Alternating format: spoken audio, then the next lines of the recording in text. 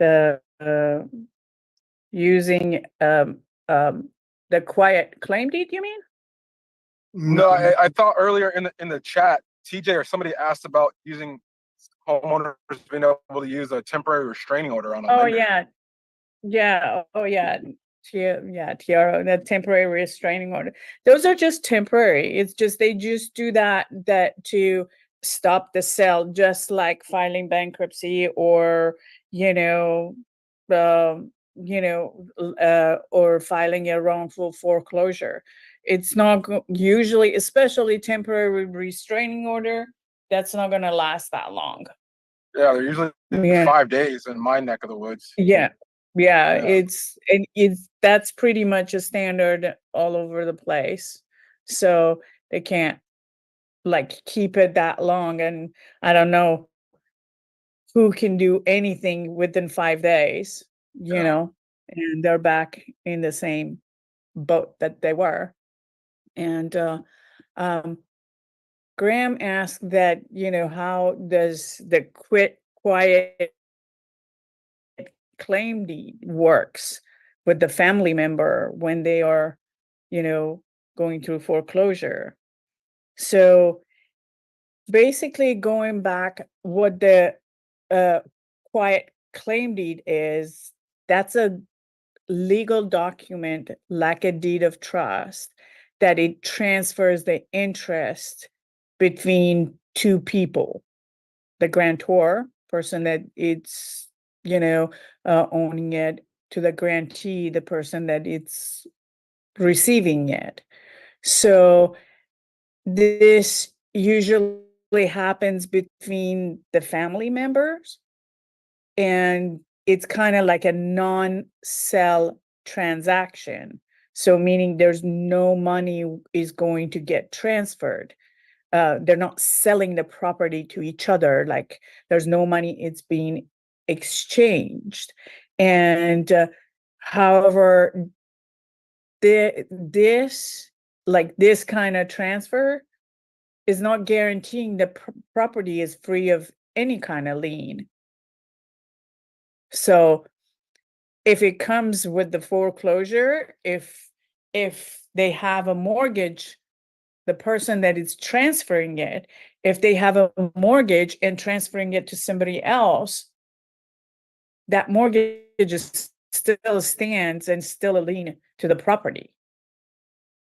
And it comes attached to the property. So whoever is inheriting it or getting it now has the obligation to take care of that, lien per se. And it's not going to take care of it's not going to stop the foreclosure. Thank you. Hey, that's what I thought. It's very, so I was explaining that to Jose earlier on, so it doesn't make a jot of difference unless that new relative can catch up the mortgage and make the mortgage payments. So those are the questions we need to ask. Yeah, it's just changing the deed. I know what it does. Yeah. I just wondered, the lender's just going to carry on the foreclosure until they get the money, then, aren't they? Right. Yeah. It's like, you have a car that you still owe on it, and you're going to give it to your daughter.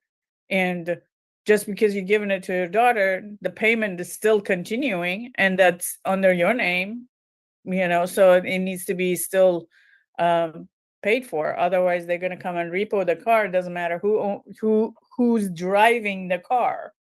Yes. Because quitclaim, there's no money, as you said, and that's the alarm bell. That's the weakness of a quitclaim.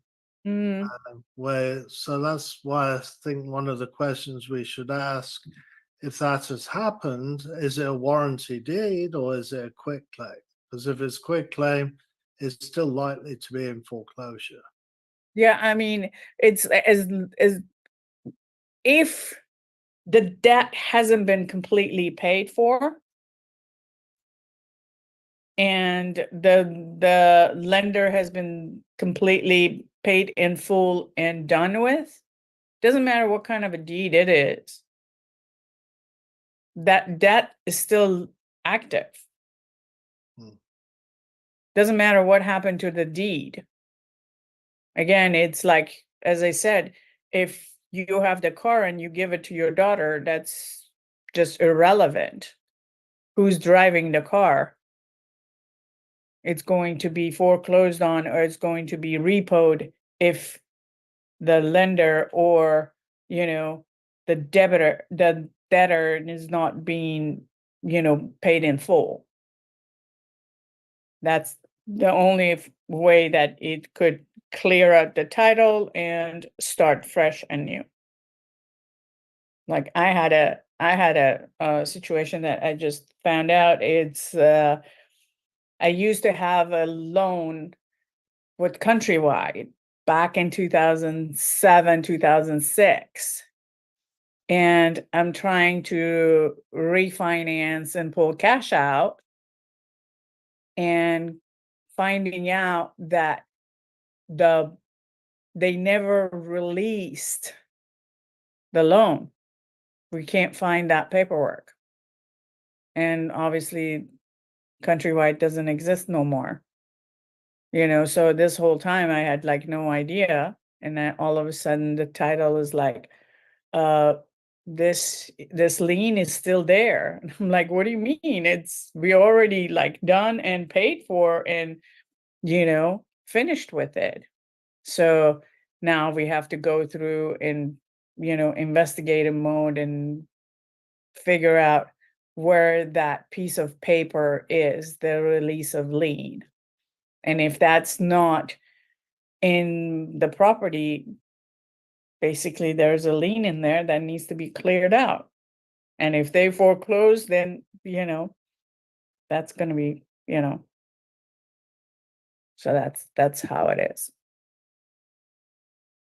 Hope that kind of answer the question. Yeah, because you see it's a lot where family members trying to throw the lender off with that quick claim. I've seen it quite a bit. That it doesn't do it. It doesn't work. No, no, that CRO doesn't work 5 days. I yeah, think that's just and yeah, it's playing games. yeah. They're thinking that they're trying to come up with the solution and they're outsmarting the bank, but they're not. It's the same thing with probate. In probate, when the administrator or executor take over, just because someone has passed away and the property has been inherited to the heirs, if there has been a mortgage that they have not been paid for or they're behind, the foreclosure is going to continue. The lender, the probate attorney, if there's going to be smart enough, they be able to kind of stop the foreclosure till the probate goes through. But most of them, they are not. And I have so many, heirs that they're like, oh, they want money from me, they want the payment, and I don't want to pay. And I'm like, then they're gonna foreclose on you. They're gonna take the property away. You have to be paying it till then, or tell your lawyer to stop it. The till recording the has probate stopped. So that's basically what the whole situation with the probate is at that point. Okay. There's no real paper dance for the seller, well, for the owner in foreclosure. There's no paper dance that an attorney can do to throw the lender off. Well, they can provide the death certificate that this person is no longer with us, but the property has been, gone to the heirs, and we're just going through probate and needs to figure out, who's going to be the rightful owner and what needs to be done with it. And that's how they, they be able to put that to stop. So even if there was a will, it still has to go through probate? If there's a will, I mean, and with the will, yes, it's gonna go through probate. The only way probate is not gonna be relevant if there's gonna be on a trust, or it's gonna be on a life insurance, like the, index life insurance. In that case, that they're like right away, that has been taken care of. But if you have a will, definitely is going to go through probate. It's just going to make it a little bit easier for everybody else, but it has to go through the court and all of that stuff. And if nobody complained, oh, they didn't include me in their will or whatever, then we're going through the whole rabbit hole on that part. If it's gone through like probate, Nahid, is it true that it's already passed to a different name? Is it true that their credit won't be affected if it's gonna be foreclosed on? Yes, because the mortgage actually, it's not under their name. The mortgage is on whoever that it's no longer with us. So it is the heirs' prerogative whether they want to keep the property or not and take over or assume the mortgage, then that, or they sell the property and take the proceed. That's the thing. Otherwise, yeah, if they let it to go foreclose, then that's, it's gonna be okay, I guess. There's nothing they can do, so. What if someone has power of attorney? It still has to go through probate? Yeah, doesn't Okay. matter. Okay, Yeah, everything has to go through probate. Yeah, as I said, the only way that it's not, it is a trust. Trust that is what is going to give them power that, okay, this is actually, like the timeline is totally different. Trust is the only one that it doesn't go through court, and doesn't go through probate. So, let me see. Is that Irish? Does that mean that the next owner should pay them? Oh, yeah, we already answered that. Yeah. She was asking the same question. So, what I want to kind of like go through and talk about that. The couple of things that when I don't know what you guys come up with when you talk to the homeowners, and what are some of the question and all of that stuff that comes with. They usually they go through some. I've seen through the chat that you guys have talked to them and they're saying, oh, I have taken care of it, and I'm not going through anything and all of that stuff, or we're okay and all of that. When they go through foreclosure, usually they go through what they call it 5-stage of psychology. Psychologically, they go through 5 different stages, like anything else that happens in life, traumatic things that happens in life. The first stage that they go through is a denial, and that's when, they're just learning, like, oh, what do you mean I'm going to lose my house? And that's basically in that, 30 days to 90 days when they are stop paying and the lender is trying to get a hold of them and all of that stuff. They're like, this cannot, I'm not going to lose my house. They're mistaking. That's not how it is.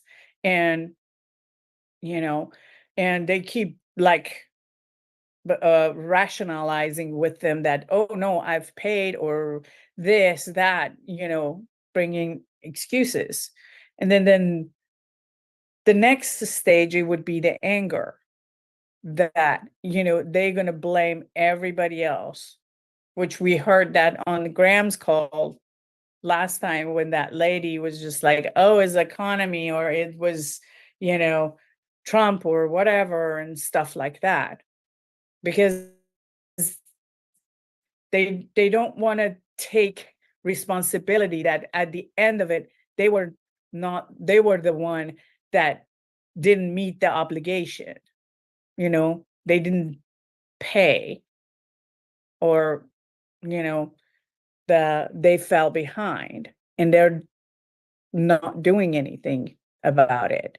And that's usually in that, 120 days right before, when they get the notice of default.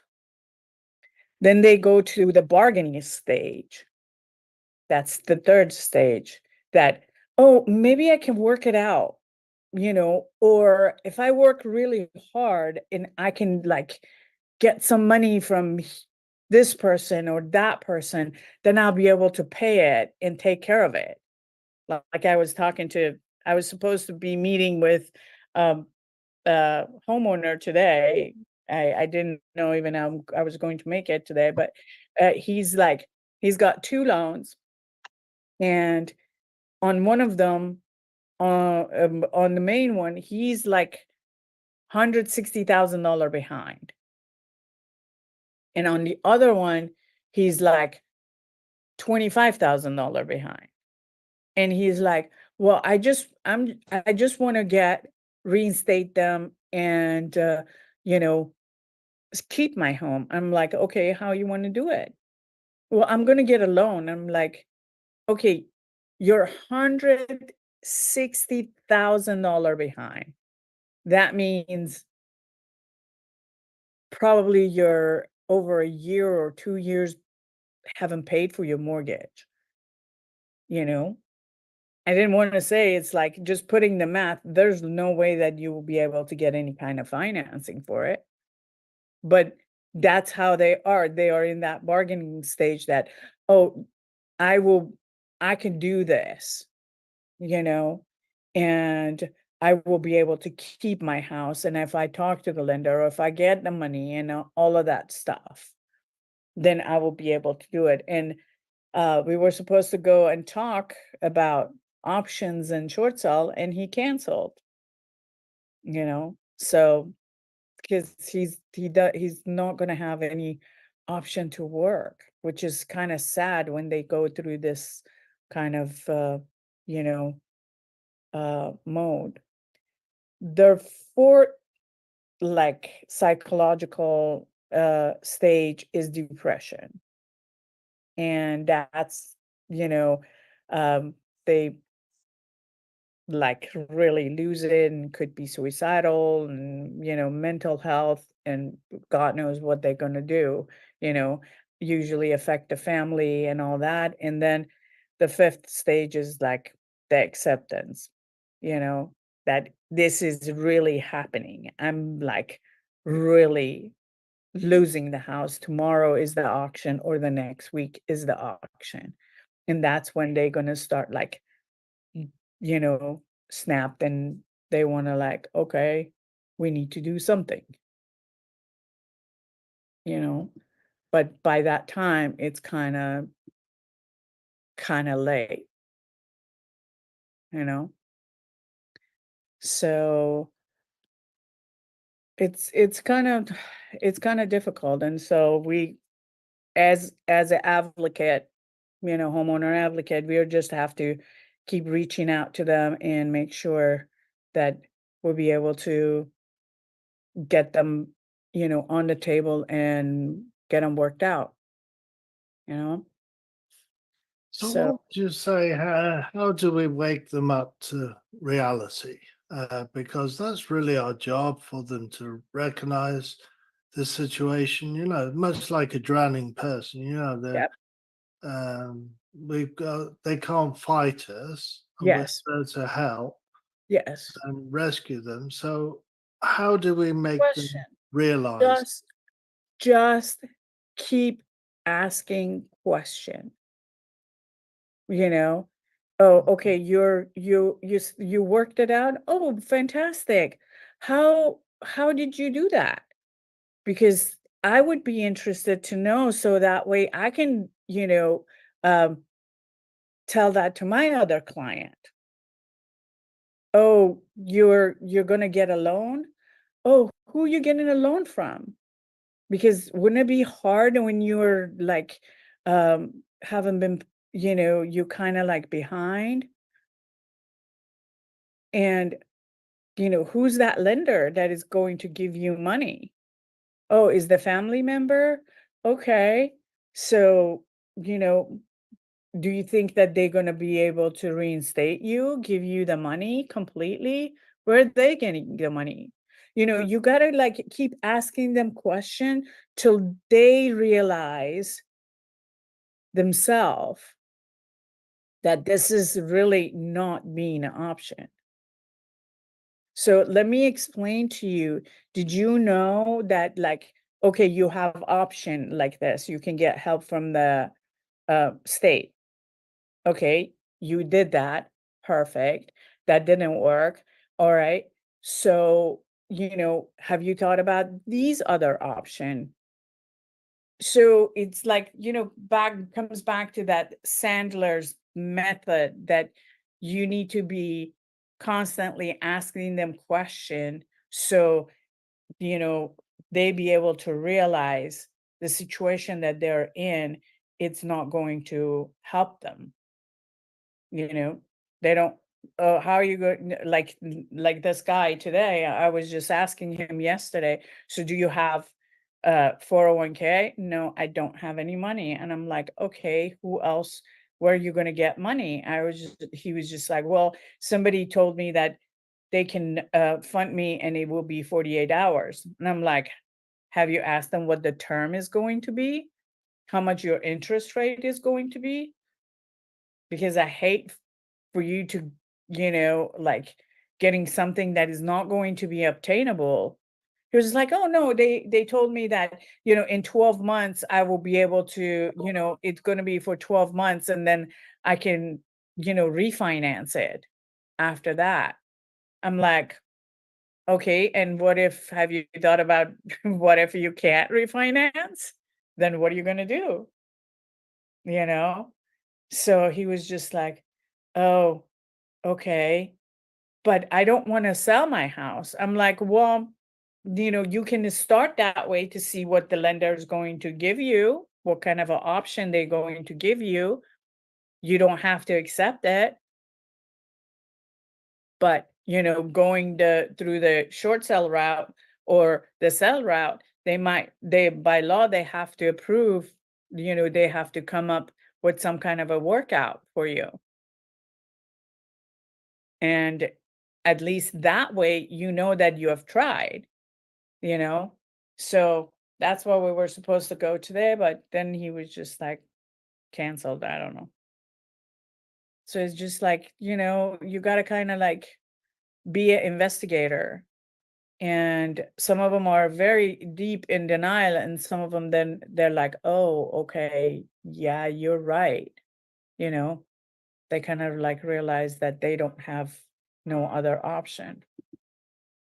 And basically trying to explain to them, like, listen, this is what's going to happen. You're going to, like, there's going to be 6 stages that you're going to go through. Is a mispayment, that you're going to miss your payment, and then the lender is going to, you know, um, like, you're going to, whatever the reason was that you went through the, missed payment. Then the second stage is going to be the lender is going to send you notification. and they're going to attempt to contact you and get you on the phone.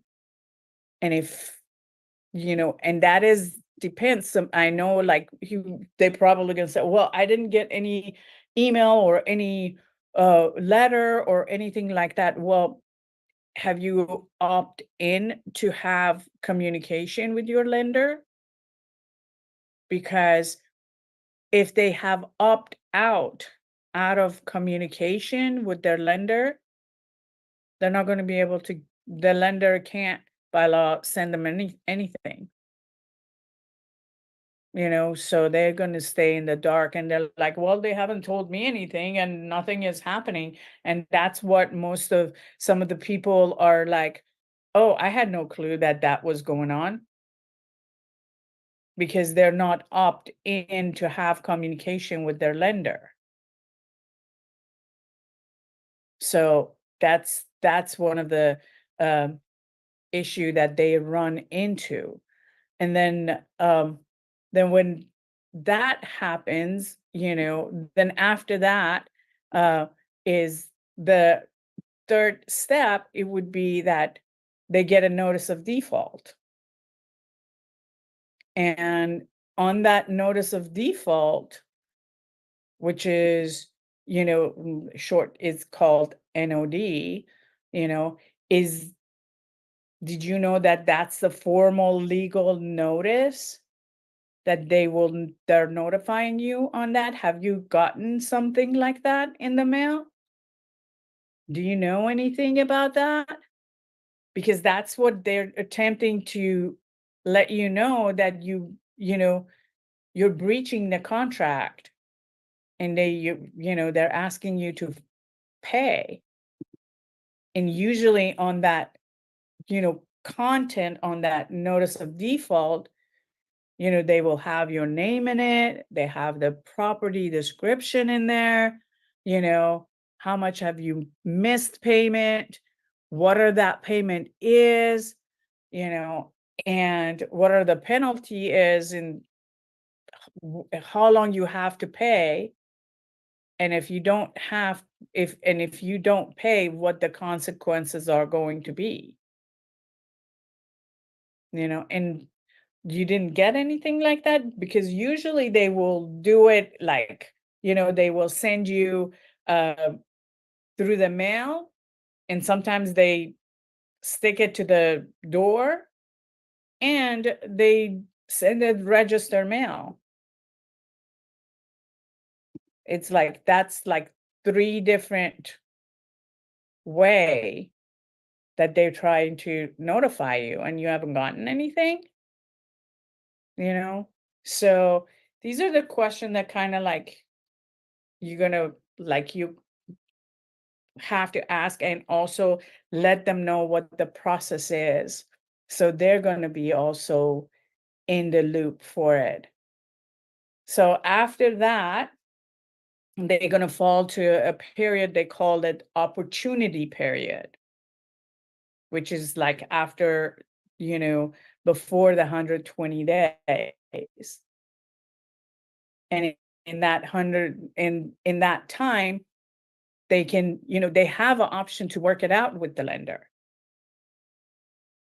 They can pay their mortgage, reinstate, ask for some kind of a workout, modification, or whatever, send their application, and the lender will tell them, okay, we can modify your loan, or you can have a partial claim, or like, or you're not qualified for any of that, and you have to sell at that Makes time. sense. And so basically, and then that is also kind of like different between different state. The legal requirement on different state and the timeline on different state is different. Like judicial estate and non-judicial estate. On the judicial estate, usually goes through the court, and it has a longer period of the time. Like New York is a judicial estate. Okay. But Florida and Texas are non-judicial.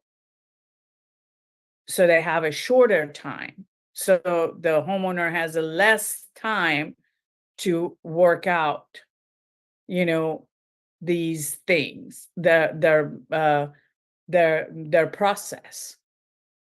So on the judicial state, it has to go through the court, and the court has to decide what is going to happen. So with that it's obviously it's going to be a little bit longer. And and most of them are and we have to tell them that if you don't respond to those letters, then the consequences of it is going to be you losing your home. The more you ignore those letters or those calls from your lenders that is coming, the less likelihood that you're going to have a chance to be able to work out with your lender, and yeah, everything in New York, it takes way longer. And think about if the homeowners like file bankruptcy or do something, then these things could go on for like on and on and on. And what's crazy, Nahid, I wanted to run it by you. I Uh-huh. talked to a guy in New York who he was doing he was working with a company and they were going to do a short sale. Okay. What they did Mhm. was he said they quick claimed the deed to them. They Uh-huh. paid him out his equity. His name is still on the mortgage, but now they're in possession of the property to negotiate and do whatever with the bank. Is that something you've heard of before? It was in New York. Oh, okay. They quick claim the deed and Mhm. then they take possession. Yeah, but as we were talking with Graham, the loan is not under their name. Correct. So that is something that they have to figure it out. Yeah. And that person is responsible for it. So the lender, if they want, has to make it as a clear loan, either pay off the loan and get a new one, or like go through assumption and assume the loan.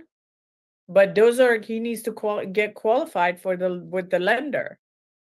I think they're going to try to negotiate a short sale. Yeah, I But mean, I'm trying to get in touch with them and see yeah, like short sale. how that works. Yeah, well, if they're doing a short sale, first of all, short sale is a workout. By law, if they are doing any kind of workout, lender has to stop foreclosure, stop auction. They can't not pursue auction or foreclosure. So if the homeowner like said, I want help, and the lender's like, okay, this is the application, let me see what you're going to qualify for. Right at that moment, the sale stops, the foreclosure stops, till the lender figure out, okay, they're not going to qualify for loan mod, they're not going to qualify for, the putting in partial claim, not deed in lieu, just short sale will be the only option, or whatever that is going to be their option. Till then, everything is stopped. And then when the homeowner accepts it, then they process that, okay, you're qualified for loan mod, you're accepting the loan mod. Okay, we're going to process that. And you have your 3 months that you have to be on time. And this is your, term and condition, and that's it. But if you don't accept that and you don't do anything about that, then the sale is going to start. Foreclosure is going to start. Yeah, it was just So, a weird situation. I thought it was kind of interesting, yeah, but I did want to play the call from Jelly, like the uh-huh, TRO, because like we tried to listen to it and we were like, okay, restraining order on a lender, that doesn't make sense to us. So I okay, did want to start some of it. It's like 20 minutes. okay, So yeah, we can do that. Linnell, if you could play some of that. Yeah, sure. Yep, on it. You're the best. Yeah, foreclosure in New York, it's like 445 days. Jeez. Yeah. Over a year and 3-4 months. So that's just the regular process. And if you put any tweak on the wheel, it's gonna take way longer. This call will be recorded for quality purposes. Hello, Alicia. Can you hear me okay? Hello? Hello? Hi. Hi, this is Julie. I'm with Homeowner Care Advocate. I'm actually calling to make sure you know all of your options with your mortgage situation right now. So, are you? Go ahead. I'm sorry. Go ahead. Oh, that's okay. Are you still trying to bring the mortgage current for your property on Stonebridge Lane, or have you decided to just leave instead?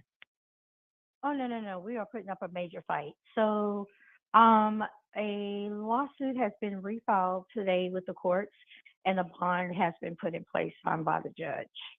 A TRO has been put in place by the judge. I'm sorry, the line was cutting up. Did you say you filed a lawsuit? Yes, we refiled a lawsuit. So we've had a lawsuit since December, and then it was dismissed without prejudice, and we are scheduled for trial in October of this year. And then they decided to come back around and try to refile again, and then we refiled again as well, and we had a TRO put in place. Oh wow! I mean, that was still since last as what you've mentioned, December. But then we had a sale date, I think December the 5th, whenever that first Tuesday was in December. And then we went to court and we had a TRO put in place, and we went to court, and then everything was scheduled for federal court. So they refiled it in district court. And because they refiled it in district court, we also refiled our lawsuit in district court and had a TRO put in place. I'm not actually, very familiar with the technicalities in terms of, filing court, but this is something to do with you trying to save your house, right? Right. The house in Stonebridge Lane. We have a lawsuit against the mortgage company. That's what this is. Oh, okay. We filed a lawsuit against them. If you don't mind me asking, is this with related to the mortgage situation that you have with Yes. Okay. And So what happens is, okay, so I'm gonna use this sale date that's coming up tomorrow. So what happened was, I already had an attorney that had filed a lawsuit with them in December when they first did a sale date in December, and we had a TRO, which is a temporary restraining order, where they can't even do anything. They can't come anywhere near the house. They can't do anything. So it stops the sale for 14 days. They go to court. The judge hears their side, hears my lawyer's side, and then he decides on, if we can do a negotiation or mediation or whatever. So they were holding down that they were not trying to negotiate with us. So we were set to go to trial, and the judge dismissed the case in district court because they wanted to have our case moved to federal court because of the differences in jurisdictions, because they are located, I believe, in Florida, and we're here in Texas. So whenever the homeowner is state is different from where the servicing company is, they can ask the judge to have it filed, the court to have the case moved to federal court. Is Mhm. this And okay? so, Hold on. yeah, So is this the property is in New York? Was this property in New York? No, the property is in Texas. Okay. Okay, that's kind of interesting. Okay, let's listen. so our case has been moved to federal court, but in the meantime of our court date that's coming up in October of this year, they decided to refile another foreclosure, which is the one that's scheduled for tomorrow. Mm-hmm. Yeah. Oh, okay. So I mean, oh, go ahead. oh no, what I was saying is that seems like they're pushing foreclosing the Yeah. property. Am I assuming that right? Yeah. Right, but then we refiled our lawsuit again, Okay. and I had to post bond today at the courthouse. So now there is a temporary restraining order in place for the sale tomorrow. Right. Mhm. Okay. And if things would go your way, and if you know win this case, I mean, is your plan to bring the mortgage current and keep the house, or because you kind of mentioned about like a sell date, or like where you gonna be selling the property? At this time, no, we're not going to sell the property at this time.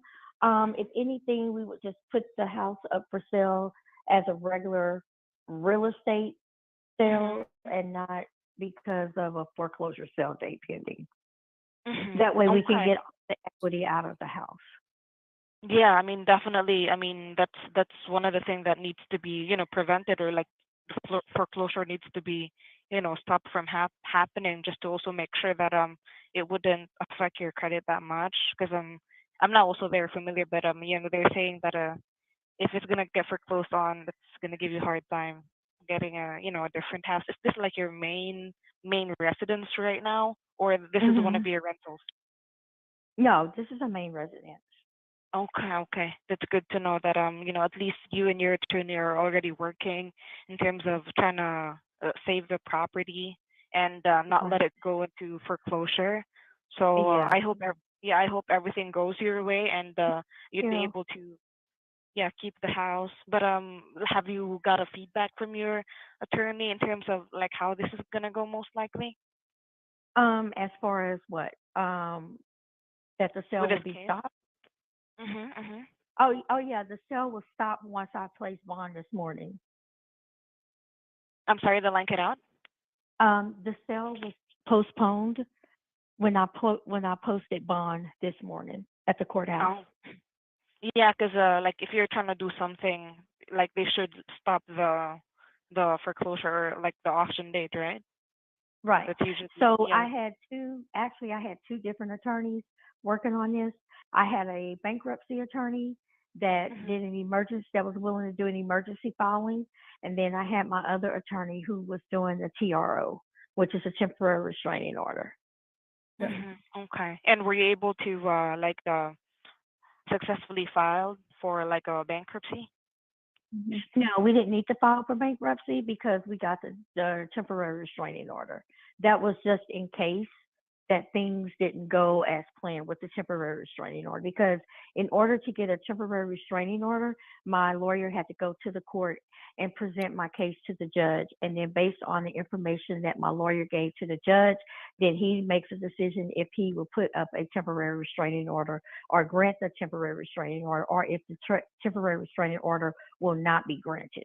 So in the event that he did not grant the temporary restraining order, I had the bankruptcy lawyer on yeah, it just in case, so that we can file bankruptcy to save the property. Oh, okay. So at least if you're gonna file bankruptcy, it's not gonna go to an auction, or it won't get foreclosed on.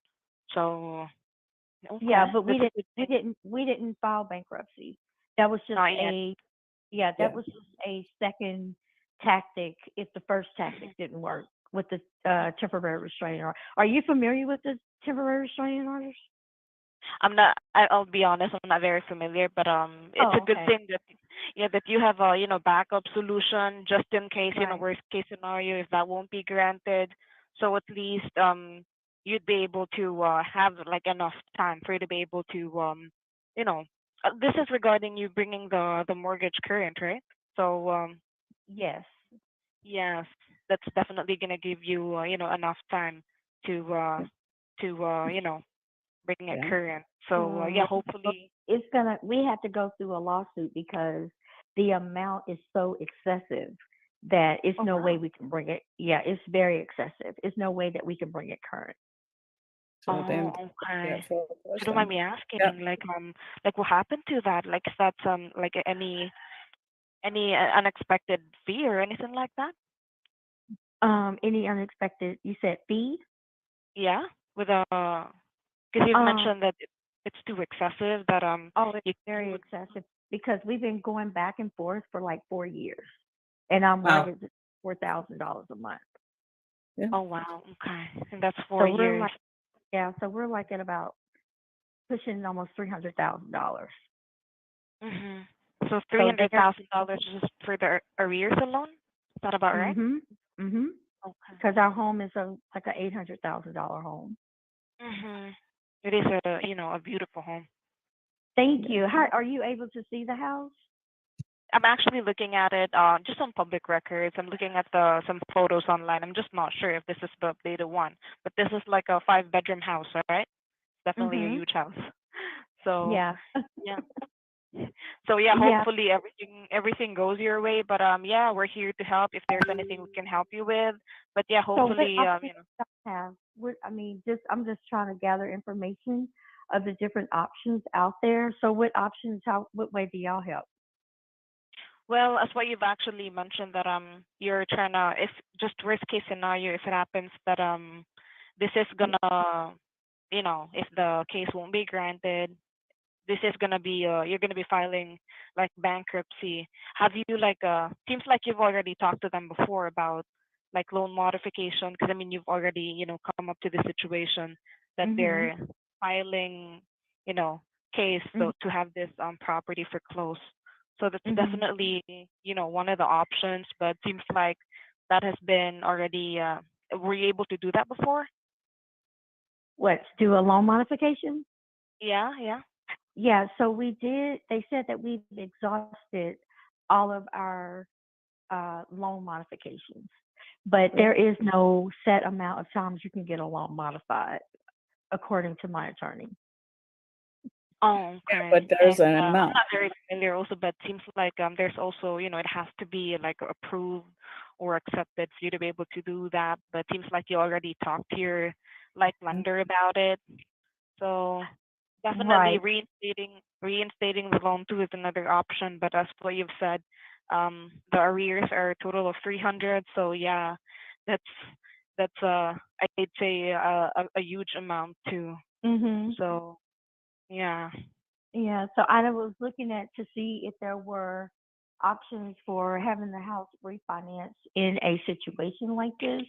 Um, what um, what options do we have to getting a loan to get it refinanced? Because this was due to an illness back in 2019, and then we were in COVID, and then they just kind of swept the situation under the rug, and then I kept talking to them, and they kept throwing us in the forbearance. Then they threw us in the Yeah. COVID relief plan, and just all kind of plans, just Yeah. to keep from doing the loan modification. So the Yeah, bills they're just got trying to bigger and work it bigger out with and them. bigger. Then that's when I was like, I'm sick of playing this game with you all, because now all y'all did was just ran up a bill that and we all know that can't be paid. And Mhm. so since they did that, that's when I decided to sue them. Hmm. Yeah. I hear So you. And there's an actual lawsuit on file. hmm Yeah. and I'm not also I can also let our specialist know see if there are any other option, but like those are usually the basics. But seems like you've already, as what you've mentioned, exhausted all of the possible option for you to at least resolve this and bring the Mhm. mortgage current. And Right. yeah, I mean. yeah, I mean the with the arrears, the 300 arrears. If it happens that you'd be able to like file bankruptcy, how do you plan on like catching up the arrears? See, I know, and that's another thing. Even if we file bankruptcy, we still would have to pay a lot of money to the trustee court. Yeah, and Yeah. 300 is So, like yeah. It sounds like they don't want to pay. That's why they're trying to I just, mean, sweep it under the rug. Do you guys I'll catch? talk to a specialist because we do have a specialist, and I'll let them know about the situation, see if if there are any other options that might work for you here. It seems like you're really hoping to keep the property and stay in the stay in the property because this is your primary residence, right? Mhm. Yeah, I mean, just worst case scenario, like we're not gonna talk about the house or anything like that. Just worst case scenario, what happens though if this is not gonna like go the way we wanted it to go? What do you be like? Right. Do you have like your next place that you could like at least stay or something like that? No, I haven't even done that because we actually are going to court. Mhm. Yeah, Right. we're going. Right. We're going. We haven't. We are actually suing them. Right. That's right. And you have a So backup option, so that's a good thing. right. So throughout the process of us waiting to go to court in federal court, they refiled it in district court. So when they refile, we refile, and I'll post the bond. So that's the game we're playing right Mm. now. It's a Mhm. definitely a game. Yeah, Every and again, time hopefully. we refile until we can, get to court. So look like the case was just dismissed in February on the 1st, and then they refiled in March. And so it looked like every time the judge dismiss it, I'm gonna assume that in 30 days they're gonna refile again. So I'll be prepared to refile mine again. So we'll just play the refiling game. But I'm gonna eventually talk to my lawyer to see if we can get a permanent injunction until our case is heard in court. Yeah, because I mean, with what happened, with the situation that you had, before, I mean, yeah, seems like they didn't give you any option to do a loan mod before? Yeah, they did, and we did. And then right in the loan modification period, he got sick, and we couldn't Yeah, complete it. That's right. I understand that. I mean, that's what they say when life happens. Yeah. Yeah. I mean, it just happens so hard. So I really get it. And yeah, hopefully everything will go your way. And again, I'll talk to our specialist, see if there are any other options. Because yes, what you've mentioned, even after just if even after you file bankruptcy, still there's this 300,000 arrears that needs to be still taken care of. So Mhm. yeah, I And the mean only way that it mhm, can be cleared up is that they would have to give us a modification. yeah, you have to give you a loan mod for this to be cleared Mhm. off. Right. Yeah. They would Mhm. have to put all of that arrears on the back end of the loan, and then give us Yeah. a lower payment. Mm. Mhm. And they So can that's do why. that because we have the equity in the house. Yeah, Yeah, no. but still they're trying to push the foreclosure still and Mhm. refile it every time. Every like Right. 30 days is what you've said. Yeah, Okay. it looked well. This was the first time, so I'm just gonna assume that they refiled. This one was 30 days because the judge dismissed it on February the 1st, and then they filed somewhere in between the first week of March, Mhm. and then today I called my lawyer last week and told them that they had refiled, and she said, okay, we're gonna refile your case again um this week, and um and then I went and post bond today because the courthouse was closed on Friday. Oh, okay. Yeah. Wow, this is really tough. But yeah, that's what I've mentioned. I Yeah, hope, you just have to everything be goes your very way. proactive. This is a situation where you can't sleep. You got to stay very Yeah, proactive. Yeah, yeah, you got to definitely. stay. Really, mhm. It seems like you're really doing, you're doing something to just make sure you can keep the house. So that's a good thing that you're also very proactive in terms of doing something to just resolve this. So let me talk to our specialist. I'll let them know and see if there any other way we can help you out, or we could be a backup option or anything like that. So I'll let them call So you what back is if there are any. I'm sorry, the line cut out a bit. Can you repeat that? sure? What does your company do? How do you all play into the foreclosures? Oh, I'm with a homeowner care advocate. So basically, our main goal is to, educate, because I mean, there are actually other homeowners who would, I'd say they're in denial. So they will only, they will only do something if it's already near the auction date, where everything, like the options are going to be very limited. So our goal is to educate families, help out families in terms of making sure they know all of the possible options they could do if they have, issues with the mortgage. That's basically our goal. And yeah, that's basically it. So Yes. Um.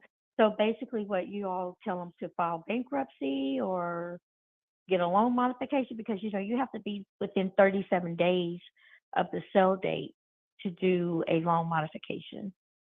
yeah, definitely. That's why, as what I've mentioned, there are also homeowners that's like not aware with the technicalities too. So that's basically our goal. But seems like you are very educated and you know what you're doing right now.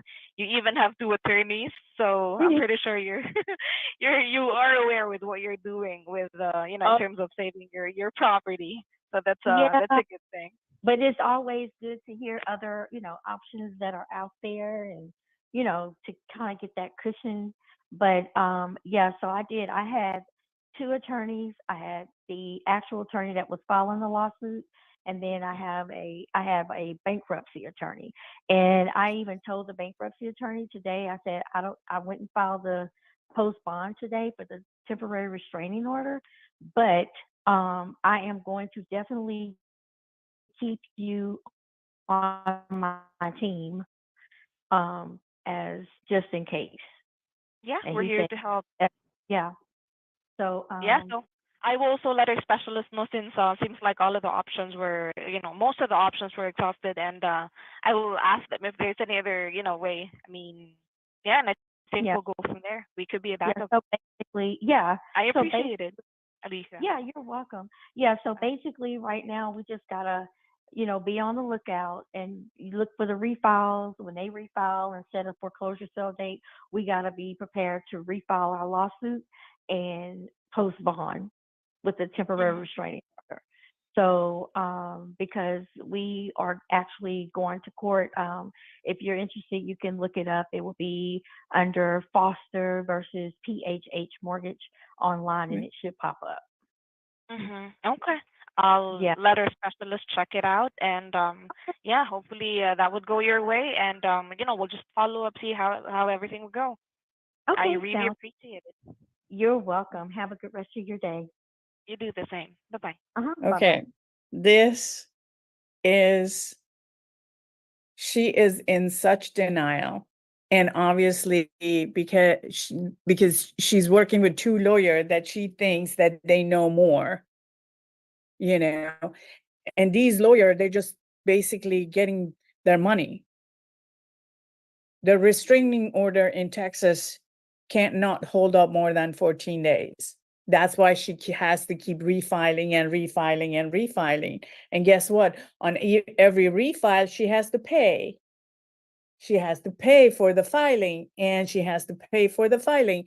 And that wrongful foreclosure lawyer wants his money. The bankruptcy attorney, sometimes they do it because they think that at the end they will be able to get their money when they restructure their loan.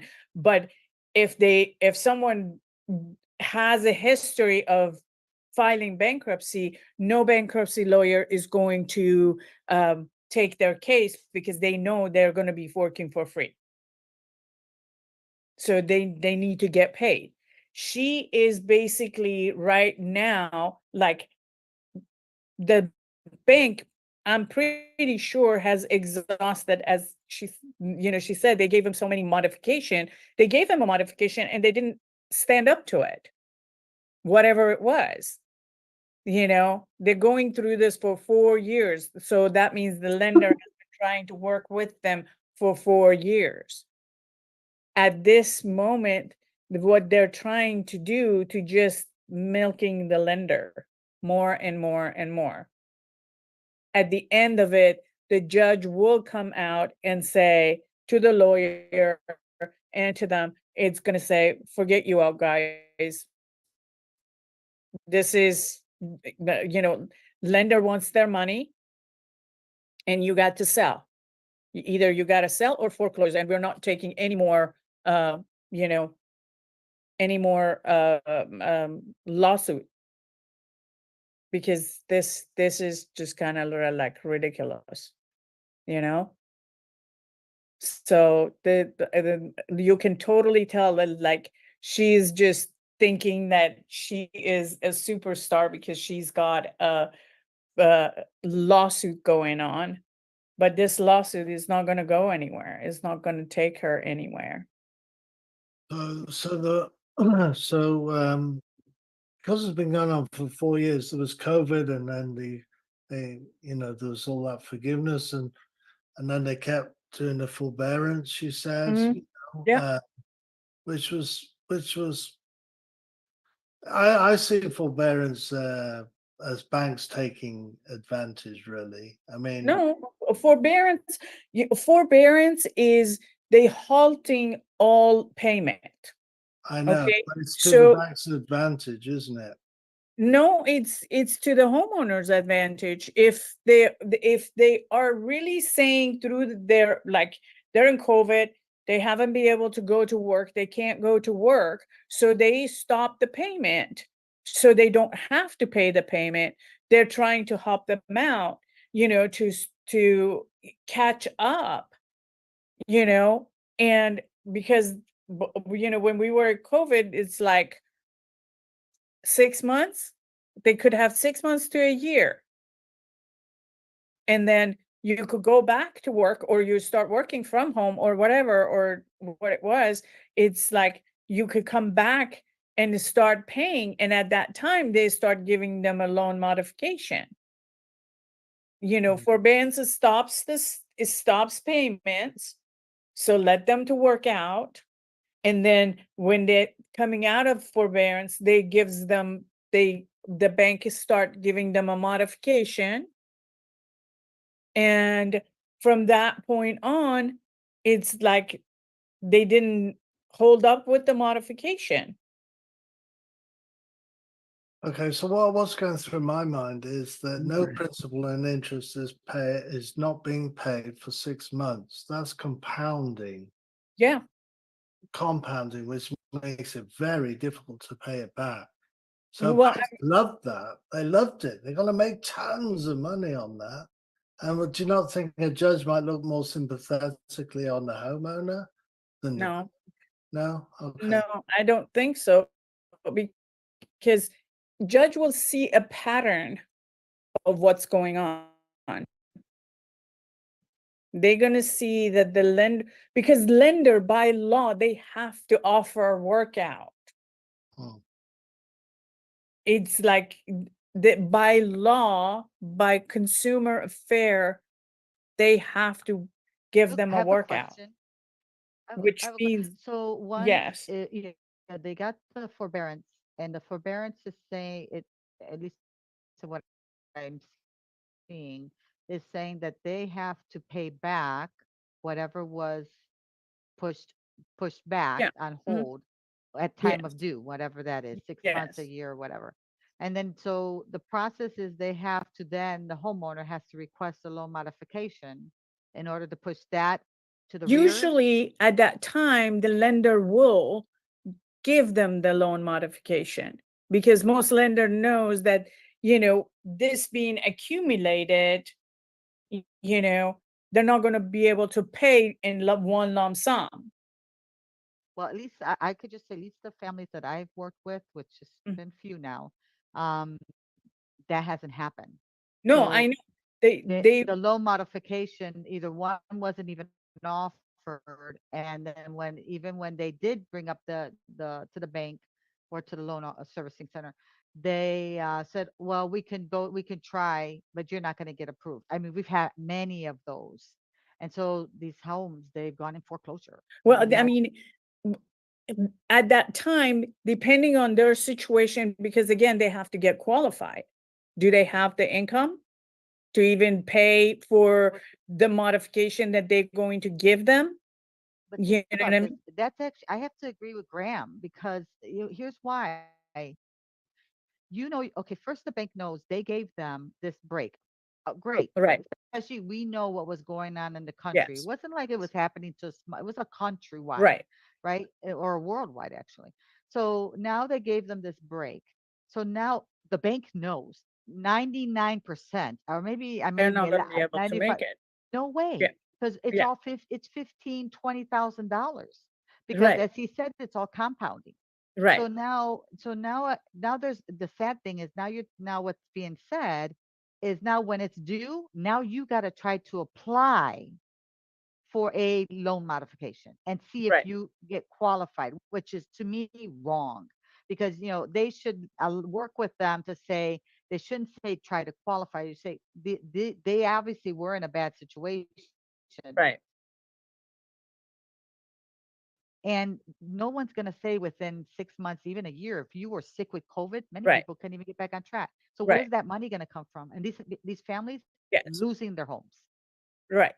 But again, it all depends on what the homeowner qualification is. Yeah, which I just think that's just a little bit of malarkey, because if you put them into this forbearance, part of the forbearance should be when it's time due, meaning you have to reinitiate your payments, but this part will go to But automatically. yeah, but the forbearance is almost was the law that they couldn't collect, just the same way as the rental that Yep. was happening at that time.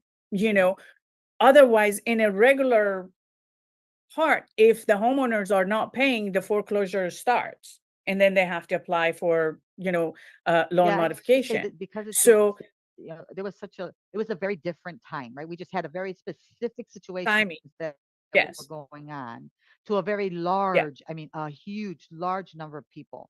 And so if it was right, in the normal realm, I probably can get it a little bit. mhm, But in the large number of people who needed this forbearance right, and then now has to apply yeah, and hope that they can get approved, so that all of a sudden they don't have to come up with right, $20,000 like this. right. But We just have so many now yeah, losing their homes. So yeah, I mean, it just all depends on what their regulation is, because at the end of it, the homeowner has to qualify for it. If they don't have the income for it, then they're not going to get qualified for it regardless. Because you have to remember, the lenders, they will pull their lenders, their mortgage brokers. So when you're trying to get your mortgage, what's going to happen? They're going to pull your credit. Yep. They already know that, are you working? How much debt you have? What is going on with your situation? Some of them, they know already who's sick, how it was sick, what is going on with it. They know all your situation, and that's why when they probably told them that you're not going to qualify, because they're not going to get And qualified. the thing is, like, there's been many who makes sense. Yeah. They're not going to qualify, even if it was the original loan, they couldn't even Yes. qualify for that. But I've had families that they could pay the original, but because Mhm. they had a very low, they had like the 2%, 3% Yeah. interest rates. And Yeah. now, because they got to go through this whole loan modification, Yeah. now their rate is Yep. 6% Six. and more. Yeah. And that's another thing by law. By law, unfortunate things again is that when they go through loan modification, is if they are changing, if they can't get their money stretched by giving them the same interest rate, then they have to go by what the interest rate at the present time is. Yeah. You know, I mean, those are the things that me and you don't have control. Yes, it is sad. Like I have, I have one in Texas that the homeowners haven't paid for 4 years, same thing. And their loan, their interest rate is at 3.5. Their loan modification that they gave them, it's like at 6%. There's no way that they're going to be able to pay for it. And we're going to come across a lot of these stories because the Yes. foreclosures are coming in now. Yes. And I applaud her for going to court because this might wake up the government. The government will always look after the banks. You know? Yes. Yes. So the judge, in my opinion, should rule in the favor of the homeowner because of this situation. But how long? But think about it. For how long? That the whole thing is just because she's saying that, the bank is not working with them. We don't know what the bank has given them. We already know that they gave him a loan modification. They didn't follow through with it. And by law, they cannot give you a loan modification within 2 years span. So It makes it a and hard again, situation it comes to prerogative. What is not prerogative? I'm sorry, priorities. Yeah. Falls into priorities. Do you want to keep your, car, your Starbucks, or your home? To And me, at that point, when her husband got sick, it really should have been a yes, line in the sand to say, yes, I need to sell. We need yes, to downsize. We need to go to something where we don't yes, pay 400,000. yes. Yeah, Yeah. it's as she said, is a $800,000 home. Yeah, definitely Like, would have. and if you have already equity in it at that time, there was a best time for selling properties. You could have sold and downsized and go to something smaller that 300, 400,000, and maybe you would have be able to pay completely in full and not have payments anymore. Again, for these homeowners, what I see, it comes down to priorities. I see many, many, many that they keeping everything else, but I can't pay my home loan. Well, because they get emotionally attached to the home. No. It's like, no, they're like, I can't pay the home. If you're emotionally attached to your home, wouldn't you think that that would be the first thing that you want to preserve? No, actually, no. As I talk to people, it's the craziest thing. They're so attached to their home, but even though they can't pay it, and they will keep the cars in the driveway. You're right, the nice Yeah, cars or that's whatever. Yeah, yeah, but that's regular seller though. That's a regular seller. If you're agent, that regular seller, they're very emotional and very attached to their home, and they don't not, they want to sell it on the highest, even though that the house is not worth that. You know what I mean? But the whole thing is that, like, I have, I just got a case that this homeowner, they have a business. Okay. They're keeping their business, but they're letting go of their home. So all of the whatever income that they had and all of that stuff, they're like, okay, it went towards the business. I'm like, well, you could have sold the business and get a job like in Walmart, be able to just keep the roof over your head. Well, maybe they're thinking they'll let this one go and then they'll go rent, but they'll still have the business that will generate income. I don't know. Maybe that's what they're And, thinking. I mean, I don't know either, but for me, their business is to like putting workout equipment in places. Oh, okay. Like, yeah. And I'm like, I don't see the kind of a business that it's really like be able to generate really easy. Right. You Well, know they what I must mean? know, right? They must know. Yeah, that's what I'm saying is like at the end of it, it comes down to their priorities. What are you trying to do, you know, to keep roof over your head? Yeah. So yeah, I mean it is sad. I hate seeing them going through these stuff, but at the end of it, I can't help thinking because I went through it myself. It's like my priority was like, no matter what happened, my payment has to go. It has to be paid because I want that is the first thing. If I can handle with electricity being off, but I need the roof over my head, Over your head, yeah. you know? So Nahid, I have a question for you, and maybe I missed it because we came over a little bit late. Can you run through very quickly the foreclosure process in Florida?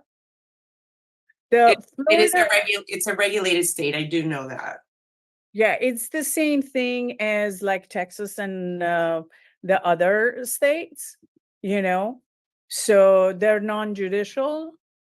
So they're just, it's the 30 days, like after 120 days, they're going to get the notice of default. And then, on the 180 days, they're going to get the notice of sale. Oh, okay. I thought it was the opposite. I thought they were judicial. Okay, good They, to know. no, they're not judicial. Okay, good. Thank you. No. Yeah. However, there are states that they are judicial and non-judicial. Okay. They go both, but Florida, it's like, the after foreclosure process there is 100 to 200 days, 180 days, then, they're gonna send the notice of sale, and then that's it.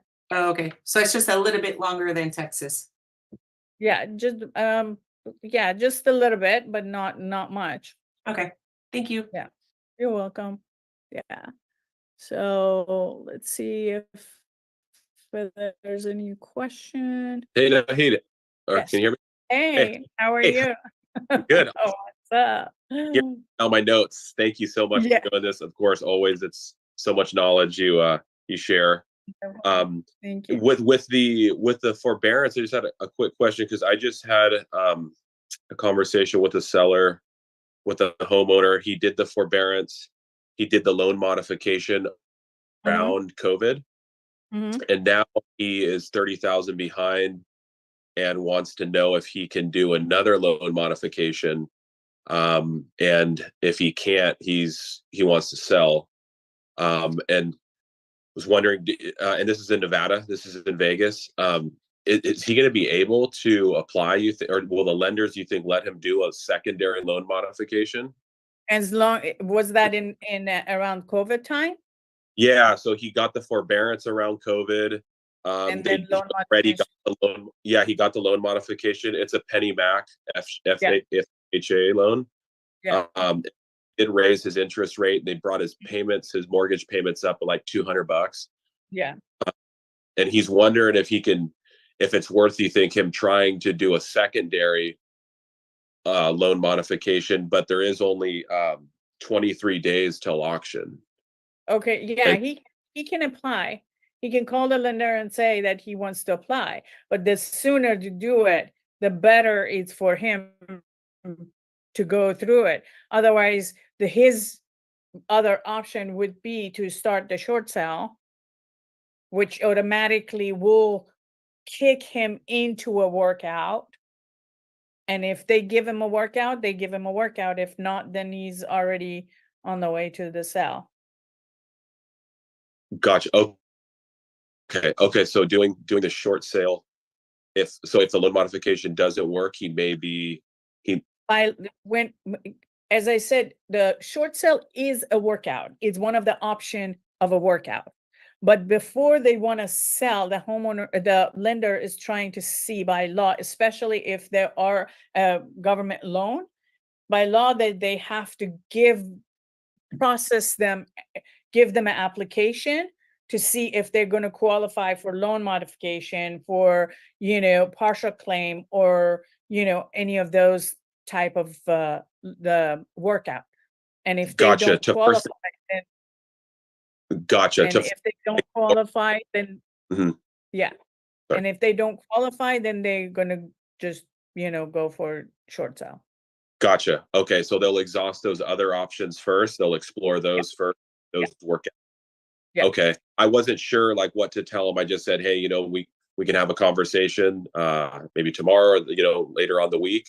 But he was very curious about like, hey, you think I should try to do a loan modification since I already had one done, and with it being Yeah. 23 auction, that the timeline is kind of crunched. It's crunch. It's kind of interesting that they're coming and ask you and me for that instead of calling the bank and say, can I do it? Again, like we've talked about, right? I explored that with him, and like we get a lot with sellers, right? They're scared to talk to the lenders. He was like, and he actually was really honest with me. He flat out said, hey, I just don't want to call them. I'm scared to call my lenders. They've sent me letters, they've done this, but I haven't had a conversation with them. So I was like, okay, well, we can help you, go down that path. Yeah, I mean, he could have done that in like on her 30 days late, on her 60 days late, on her 90 days late, and wouldn't have to, it would have had a better option than now that it's 23 days late to the auction. Yeah. The lender will be, as you heard them before on our call, is like, where have you been all this time? Exactly. We have been trying to contact you, but where have you been? Yeah. For sure. And like, I tried to explore the other option with him, reinstatement. He doesn't have anything else. He doesn't have, he doesn't have the 401k. He doesn't have a retirement. There's no of him coming up with the 30K in arrears. So his like, hey, if I can try to do this loan modification, if not, I want to sell it, and so, just wanted to explore that you answered my question. Thank No you. problem. That's No waste problem. much knowledge. Thank you. No problem. No problem. Anyway, any other question? I just wanted to make a quick comment. Nahid, thank you so much for all the education. Jelly, great call, girl. That was fire. That was great. That lady was knowledgeable. She knew her stuff, and you held your ground, and you were right there with her, step for step. Great questions, great conversation, very professional. And I mean, for this team to come this far in just 2 weeks, 3 weeks, this is amazing. Just imagine what 2 months from now is going to look like. Yeah, it's gonna be. I'm very proud, and it's great questions. The only one critique that I would say when she asks, "So what you guys do?" You just want to say, "We are homeowner advocate. We are here to educate homeowner on their option of stopping foreclosure or see how we can help." Yeah. Because it kind of looked like you were kind of like stumbling through it, trying to find out, what do I say? What do I say? Know that you don't have to go too deep. Just know we're here to help homeowner and educate them with their options. And that's it. On that note, she did say what she was like. She's trying to grasp for other options because she knows she's out. She was like, "What? What do you guys do?" She's asked her very pointedly, like, "What do you guys do?" Yeah, that's what I'm saying. That she is trying to fish through her time and just live there for free. She's just like listening to the lawyer or watching YouTube that how can I extend my time to stay here and not pay? I got lots of energy back. Which eventually I the fire with you. I gotta unload all Alexander, mute yourself, brother. which I think eventually she's gonna, the judge will kick her out. And as you see, she has to keep filing. And the sad part is if she would have just saved all these money that he's giving to these lawyers and bring it up to the lender, maybe she would be able to take care of it. But what she want, and if you guys also heard it, she's like, I want them to put the $300,000 in the back of my loan and give me a loan modification in something that it's cheaper. Girl, you're living in an $800,000 home. Even if you bought it in pandemic or wherever, you bought it at $400,000, your rate probably is going to be way less than what you're going to get right now. And if you have, if you have equity in it, sell and go and buy something cash, and so you don't have to worry about these. This is the type of a homeowner that they try to squeeze every penny out of the lender, and that's what it makes it bad for the rest of the people that they actually need help. She could even Airbnb the spare bedrooms. I'm sure she Or anything, she could do it, the pad split. She Yeah. could rent out the rooms. She could, a lot of things. But no, so if you have money to pay the lawyer to do this forever, then you do have money. So yeah, that's It's very true. yeah. So anyway, Great call, Jelly. Great episode, Nigel. Thank you so much for hopping on with us, guys. For anybody that's your first Foreclosure Wednesday Zoom with us here, we're doing these every Wednesday night, so please be sure to come in here. Nahid, what's the best way for some of the people in here to get a hold of you if they have a foreclosure, lead or short sale that they need help with? yeah, they can find me in Facebook or in IG at Nahid Alipour 9. And and people on all call, you guys have my contact. You can reach me out Awesome. Yep. Awesome. anytime. Well, thank you so much for You're another welcome. episode, guys. Thanks. I hope you guys got a ton of value here tonight. We'll be back tomorrow for Thursday, where Graham and Cody and TJ, these guys will be running tomorrow night, and then we'll be back Monday, and Nahid will be back Wednesday. So appreciate you guys coming out. Hope you got a ton of value. Great. Thank you so much. Good night. Thank you, Sam. Take care. Thanks, Thank you. Good Okay. job, guys. Bye. Bye.